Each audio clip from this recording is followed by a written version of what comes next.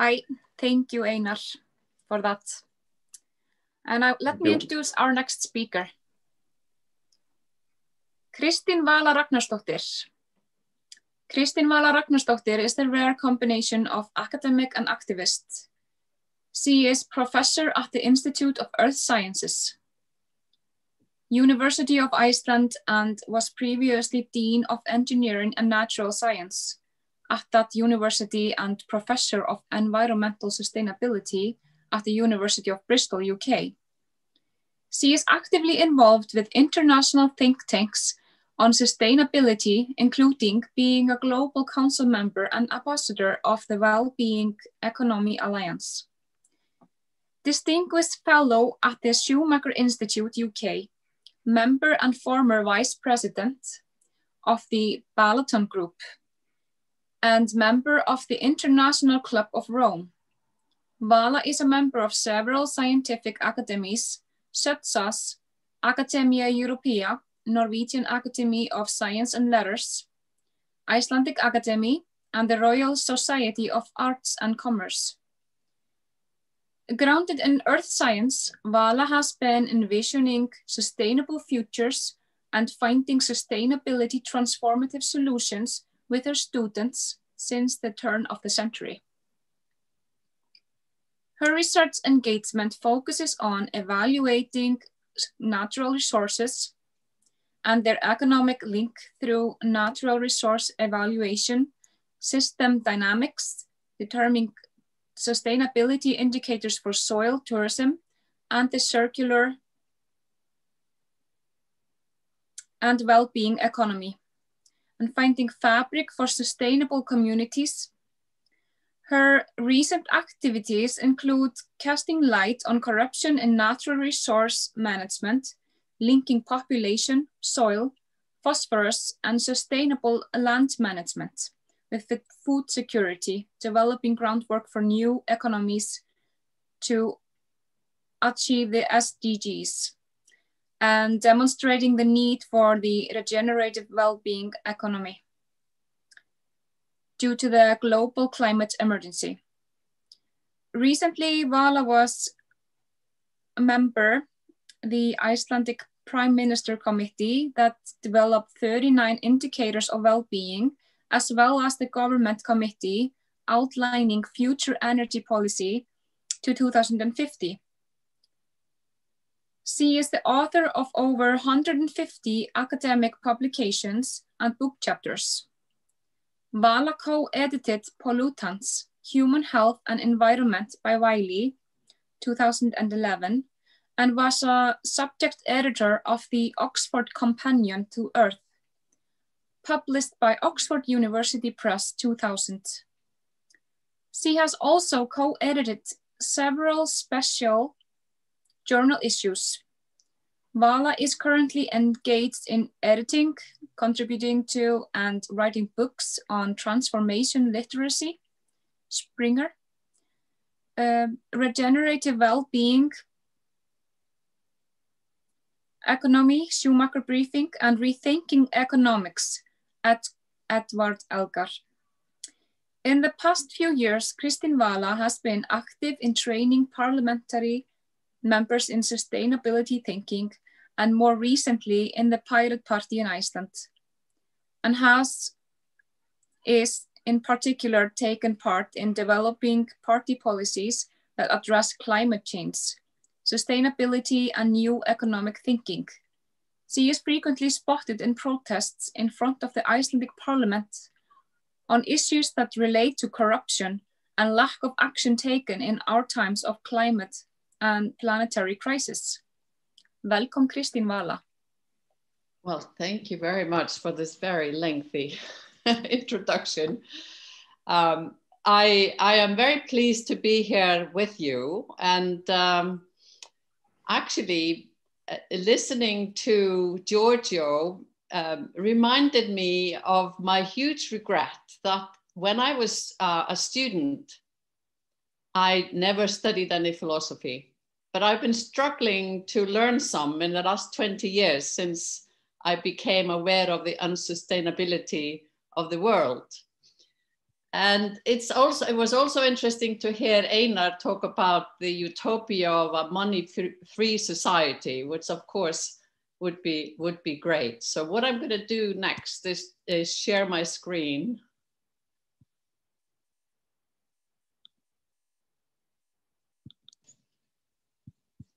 Okay.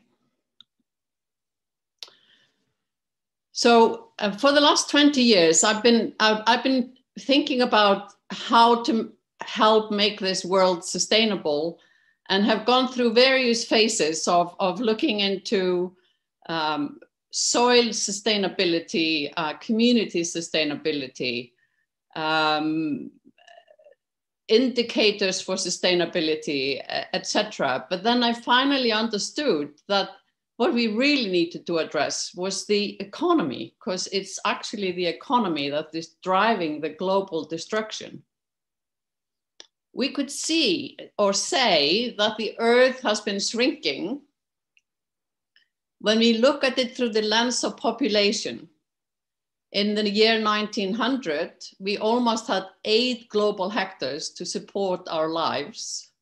But now in 2020, we have less than 2. And this is because the population now is 7.8 billion and rising.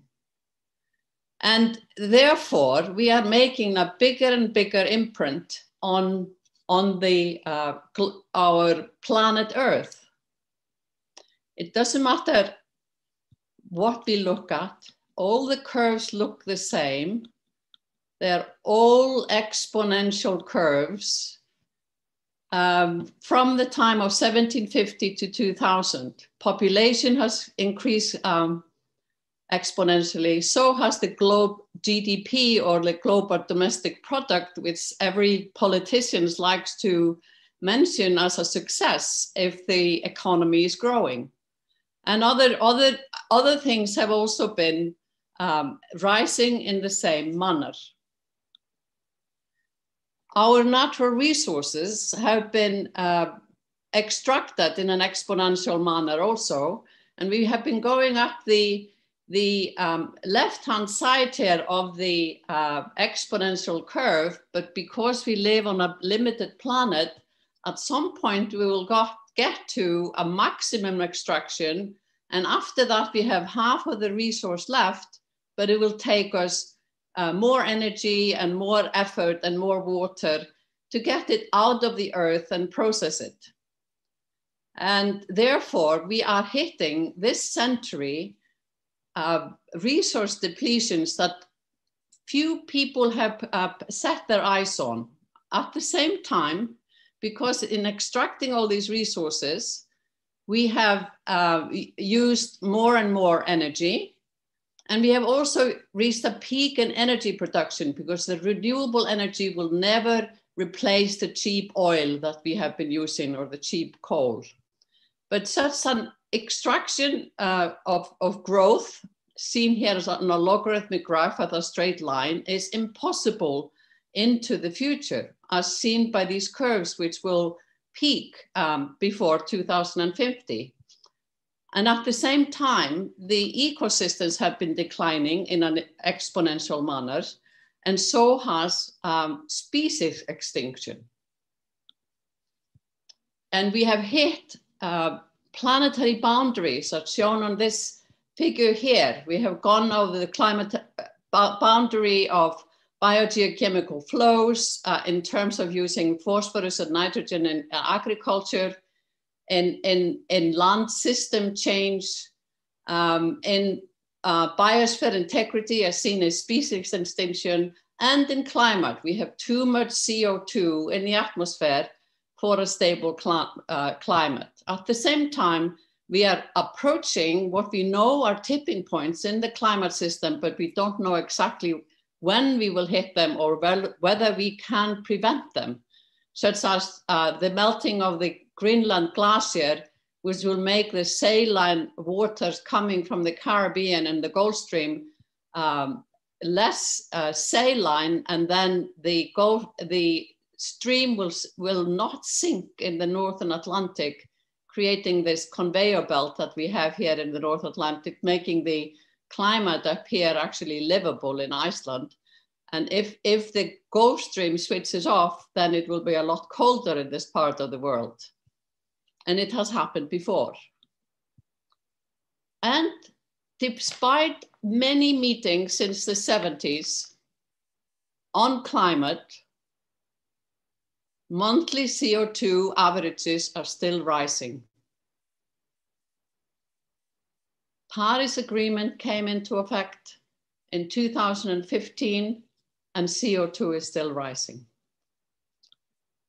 until we hit COVID. We had reduction in CO2 emissions this year. And amazingly, governments have not been listening to scientists, except more recently about climate change, but they have been listening to scientists and health experts since the COVID crisis. So another interesting thing is that most people didn't understand what exponential growth means until COVID hit. And now people even understand doubling times, which is a good step forward. So globally, in April, the emissions were 17% lower than last year. And in Australia, they were 28% lower. And you can see that it is mostly because of less surface transport, that is fewer people going to work because people were working at home or had lost their jobs, and less consumption. So a lot of people talk about aviation, which went down actually 60%, but that was only 10% of the reduction because aviation is 3% of the emissions in a normal year. Now, we need to reduce CO2 emissions about 3% every year until 2030 if we want to be under the 2-degree goal of the Paris Agreement. And we need to reduce it by 7% if we want to be under 1.5 degrees. And so what has happened now in the global economy is something that we need to take note of. We have reduced CO2 emissions by in the same sort of order of magnitude. And so if we learn to use more sustainable surface transport, work more at home, etc., then we can reduce reduce emissions, especially if we reduce our consumption. So we have to learn to live on this one planet. You can see here the planet as seen from space, and you can see the thin blue line here around the Earth. This is the Earth atmosphere, and we have been using it as a rubbish bin for the fossil fuels that we have been burning. And we could say that the Earth is a closed system, only getting energy from the sun. And some of this energy is emitted back to space, but more and more of it is actually being trapped in the atmosphere, which now has more CO2 and water vapor. So this is our common goal that we need to work on together if we want to have a future for our children and grandchildren. We need to learn to live on one Earth. There have been declarations of climate emergency from the Club of Rome, of which I'm a member, from governments and organizations and NGOs and faith groups around the globe, as seen on this map. I wish I would have learned some philosophy so that I can, and I'm going to study these slides, Giorgio. I may call you to help me go through them and read the philosophy of John McMurtry. It sounds really interesting. Over the last 50 years, human population has doubled and the global economy has grown nearly fourfold. The global trade has grown tenfold. And this has driven up the energy and materials use exponentially, as I've discussed before. And yet we have politicians who say that when there is a dip in economic growth, that we should go out and buy more stuff. And here, actually, over 90% of what we buy is thrown away within a year. And we have created a society of you know, this, children who are unhappy and disconnected, even though they have all these toys, and with a father sitting here with no connection to his little boy playing behind him. This is what we need to change. We need to have a vision of where we can go from having a global economy fueling the destruction of society with unhappy, lonely people seeing no value in anything else than buying new stuff, and at the same time destroying our nature. And we can see that with the cyclones and forest fires and climate change and industrial agriculture destroying our soils. And Greta and thousands of kids around the world, actually millions, are now standing up and say, why are you talking about fairy tales of eternal economic growth? How dare you? And I agree entirely. And she has become the icon of the young people's movement to fight for governments to take scientists seriously. So what if we now set ourselves some new scenarios? We go from individualism to community. We go from focusing on GDP growth to focusing on well-being. Then we can go from the market force economy we live in today, which is destroying the planet, to the great transition that we need, where we have healthy communities and well-being for people and nature. Then we can restore our earth. That is where we need to go. So we need to set a vision for how we are going to achieve resetting all our activities so that the economy is not destroying nature, and that where we create healthy societies. This is our common goal. Well, we have the UN Sustainable Development Goals, but they were recently checked by Gapminder and found that in the 5 years since they were set, only 6 targets of the 35 that could be measured are on track. Some are actually gone backwards. So we are not doing well. We are not doing well enough with the common goals, even though it's good to have these goals.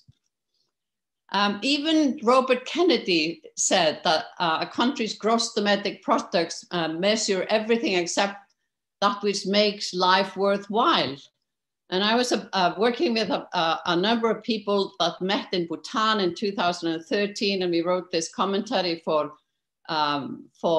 Natures, that it was time to leave GDP behind. But what should we measure then? You can see here a global GDP, that's the green line here, going up and up and up and up since the 1950s. Whereas here you can see GPI, or the Genuine Progress Indicator. And there we subtract everything that's bad in the economy, like pollution and accidents and so on.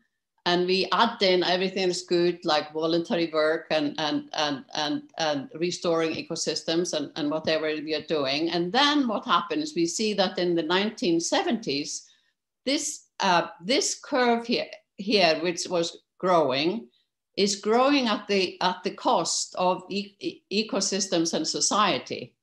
And therefore we can say that we had economic growth until about 1978, but since 1978, we have had an uneconomic growth and have been working on together destroying the planet. Now, there is quite a lot of new envisioning of a new economy. This one was put forward by Kate Raworth and has caught a lot of attention. She refers to it as the donut economy. It takes the planetary boundaries concept from the paper of Rockstrom et al. And puts then, and so minds the environmental ceiling that we have. And within that, we need to find a safe and just space for humanity and provide the social foundation as defined by Max Staff. And then you can see that you can link all of these to different SDG goals or SDG targets within the goals. So this would be a good step forward. Amsterdam has already adopted the donut for their future visioning of the city. Costa Rica is about doing the same, and about over 100 regions and local cities and economies want to go in the same direction.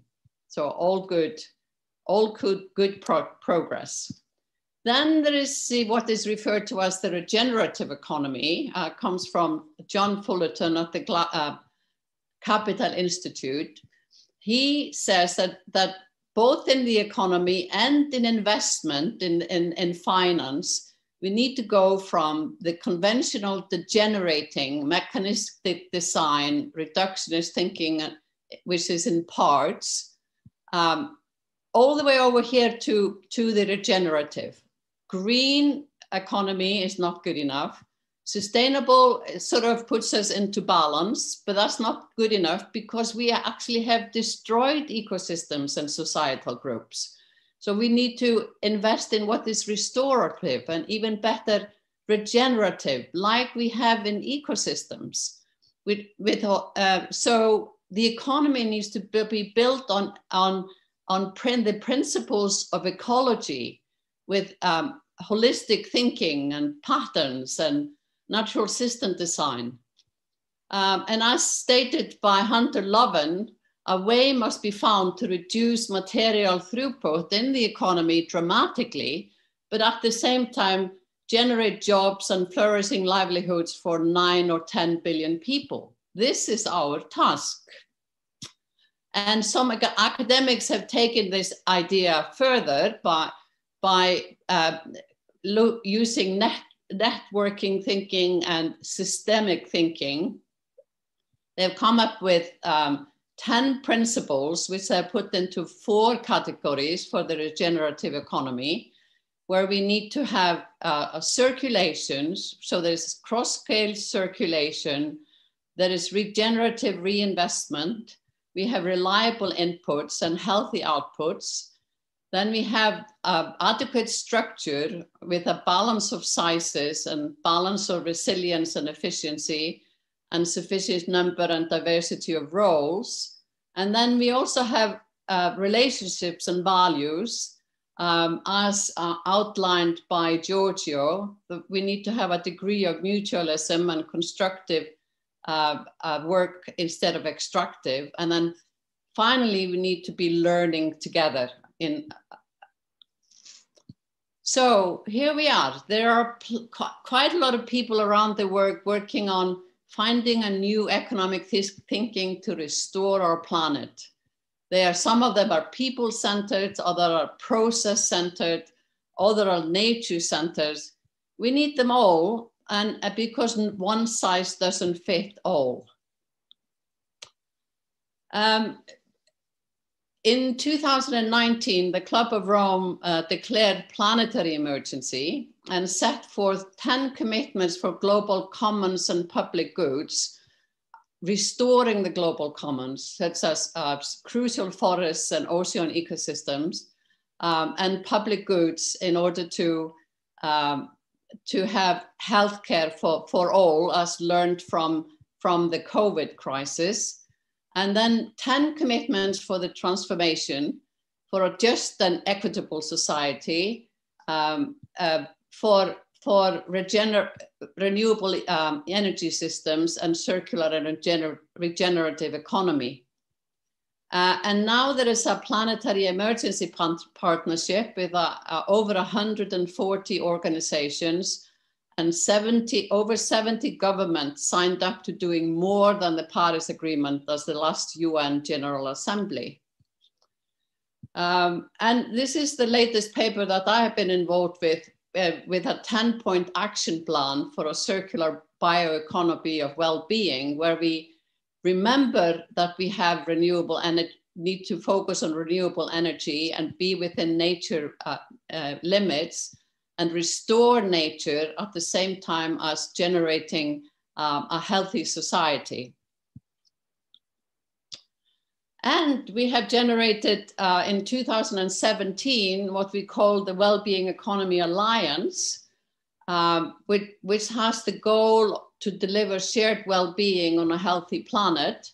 And there are over 150 organizations that have joined and more coming up.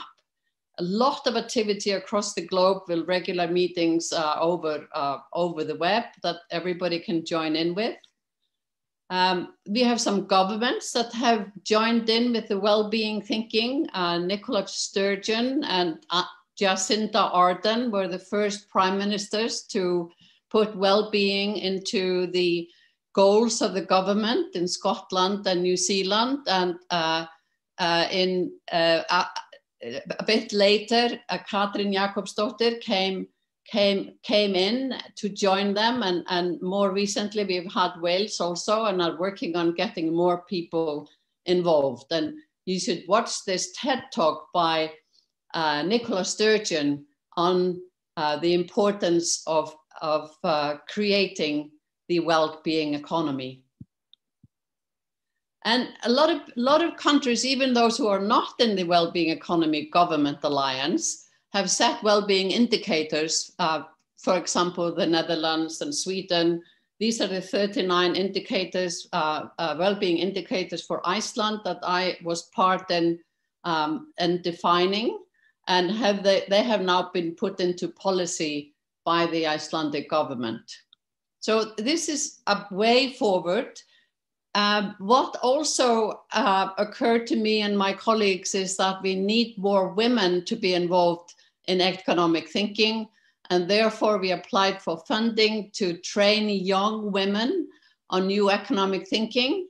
And so I'm doing this in collaboration with the Wellbeing Economy Alliance, the Schumacher Institute, where I'm a distinguished fellow, and the Collective Leadership Institute. Any young woman watching this, or if you know any, please direct them to our website, and applications are open until December 31st.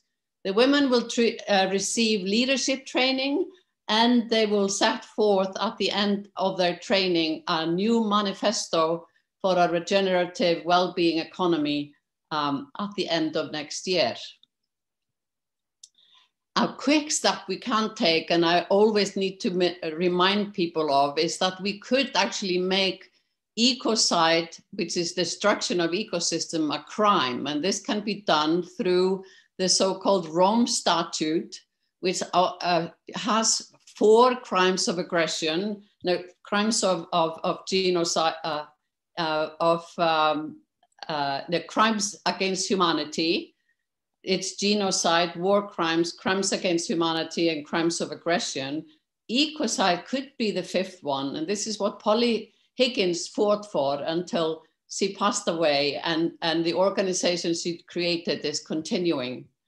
And this would actually put directors of big companies that pollute, are responsible for the majority of the polluting on this planet, that could put them in prison, and they might actually be thinking about doing things differently. We could also claim the sky. You could join the movement here to demand that the atmosphere is made a commons, and so anybody who pollutes has to pay into a fund. So these are quick steps that can be taken, but this is what we need to be working on together. We need to govern the commons and measure the well-being of people and planet. We need to implement and scale radical prototypes of new economic approaches. And if we improve the current system, the future will be okay. And we need to generate and disseminate an entirely new worldview of our relationship with the planet and between people. This needs to be an economy in service of life. Let's work on that together. And I invite you all to join me. And I can see after learning a bit more about the Zeitgeist movement that this is exactly the aim of your movement, is to regenerate an economy in service of life. Thank you.